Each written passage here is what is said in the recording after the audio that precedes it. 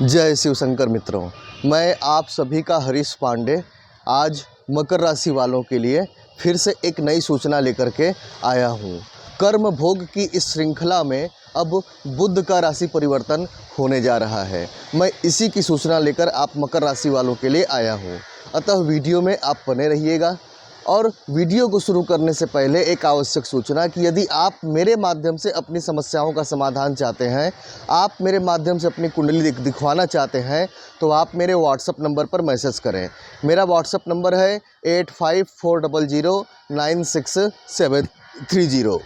ठीक है, फिर से बोल देता हूँ 8540096730। ये नंबर मैं डिस्क्रिप्शन बॉक्स में भी दे दूँगा। तो चलिए मित्रों, शुरू करते हैं। मित्रों, 9 ग्रहों में बुध को युवराज ग्रह कहा गया है। बुध हमारे जीवन में बहुत ही महत्वपूर्ण भूमिका अदा करते हैं। बुध का संबंध सीधा सीधा बुद्धि से है। यदि जिसके कुंडली में बुध खराब हो ना, उसकी बुद्धि कभी भी मुसीबत में काम नहीं देती। उसकी बुद्धि कभी भी कोई समस्या का हल ढूंढ नहीं पाती है। उसका प्रेजेंट ऑफ माइंड हमेशा खराब रहता है। बुध बहन और बुआ को रिप्रेजेंट करता है। जिसकी कुंडली का बुध खराब होगा, उसकी संबंध उसके बहन और बुआ से कभी भी अच्छे नहीं होंगे, या तो बहन और बुआ का सुख उसे प्राप्त नहीं हो पाएगा।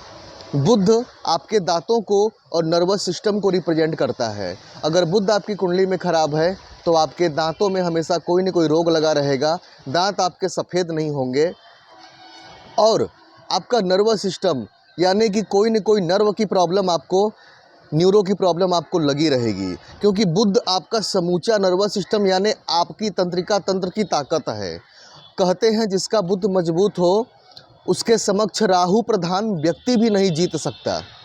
मतलब अगर आपका बुध मजबूत है तो आप राहु प्रधान व्यक्ति को भी पराजित कर सकते हैं तर्क कुतर्क में। तो बुध की ये पावर है मित्रों। बुध को सामान्य मामूली ग्रह नहीं समझना चाहिए। और अंत में बुध का महत्व दर्शाते हुए एक बात और कह दूं कि जो बड़े बुजुर्गों ने कहा है कि विनाश काले विपरीत बुद्धि, अर्थात जब विनाश काल आना होता है तो परमात्मा बुद्धि को विपरीत कर देते हैं, बुद्धि को हर लेते हैं। तो ये वही बुद्धि है। बुध जिनका खराब होता है उनकी बुद्धि हमेशा भ्रष्ट रहती है और वे अपने हाथों से अपना नुकसान कर लेते हैं।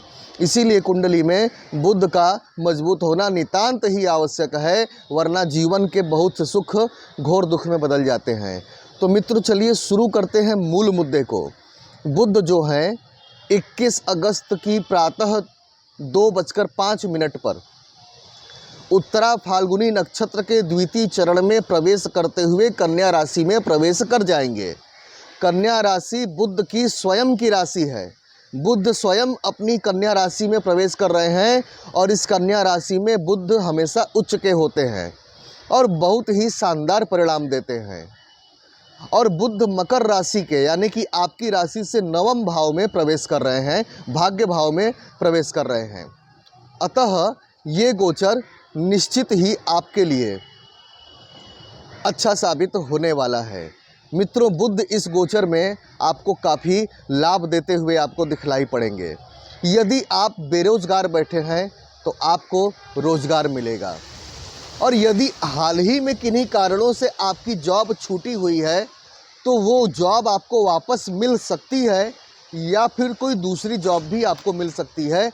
कोई, कहने का तात्पर्य कोई न कोई आय का साधन आपको प्राप्त होगा इस बुध के गोचर में। ठीक है, आर्थिक स्थिति आपकी सुधरेगी इस बुध के गोचर में। कहीं न कहीं से आपको आर्थिक लाभ प्राप्त होता हुआ दिखेगा, चाहे जैसे आप 2 पैसे कमाएंगे इस बुध के गोचर में, लेकिन कमाएंगे जरूर। ठीक है, बात करें वैवाहिक जीवन की तो जो भी पति पत्नी हैं, अगर उनके बीच में पिछले कुछ दिनों से मनमुटाव चल रहा था तो वो मनमुटाव अब समाप्त होगा। क्योंकि जब मनमुटाव होता है तो हमेशा तर्क कुतर्क होते हैं और बुध इसी तर्क कुतर्क को शांत कर देंगे। तो आप पति पत्नी का रिश्ता भी अब मधुर रहने लगेगा। मतलब कि आपको इस बुध के गोचर में वैवाहिक सुख प्राप्त होगा यदि बुध आपकी कुंडली में मजबूत हुआ तो। जो भी फलादेश बताया जाता है मित्रों, वो कुंडली में आपके ग्रह की स्थिति के ऊपर ही डिपेंड करता है। ठीक है, यदि आप किसी वाद विवाद में फंसे हुए हैं, कोर्ट कचहरी के चक्कर में फंसे हुए हैं, तो बुध के इस गोचर में आप कोर्ट कचहरी के चक्कर से भी बाहर आ सकते हैं। यदि पिछले कुछ दिनों से आपको दांतों की बीमारियां और सिर में दर्द इत्यादि हो रहे थे, तो आपको उनसे भी राहत मिलने वाली है। तो कुल मिला जुला करके बुध का ये गोचर आपके लिए अनुकूल साबित होने वाला है। अब बहुत से लोगों को बाद में मेरा बताया हुआ रिजल्ट नहीं मिलेगा, तो वे कहेंगे कि मैं गलत बताता हूँ। तो भैया, हो सकता है आपकी कुंडली में बुध की स्थिति खराब हो, तो आपको ऐसे परिणाम नहीं मिलेंगे जो मैंने बतलाए, उसके विपरीत मिलेंगे। इसीलिए कहता हूँ हमेशा कि एस्ट्रोलॉजर को अपनी कुंडली दिखा करके अपनी समस्याओं का समाधान, उपाय जान लेना चाहिए। ठीक है?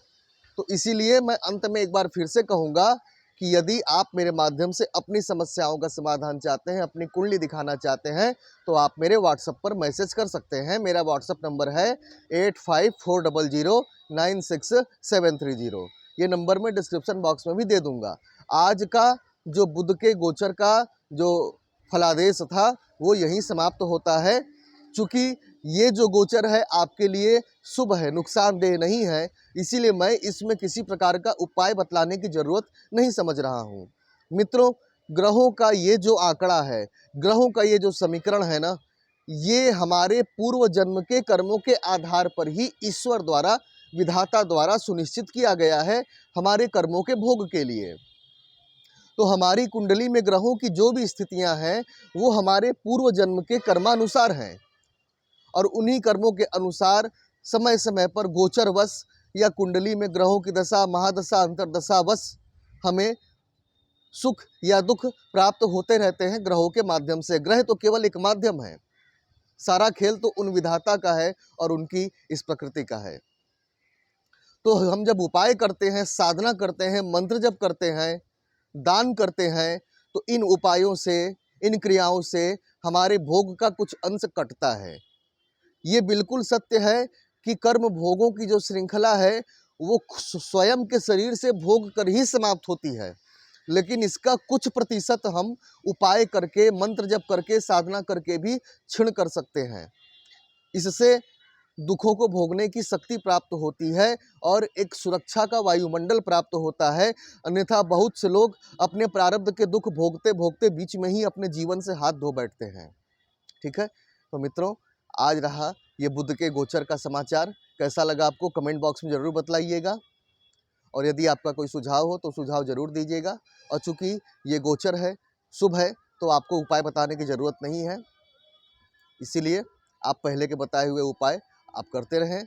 मैं चलता हूँ, आज के लिए बस इतना ही। जय शिव शंकर।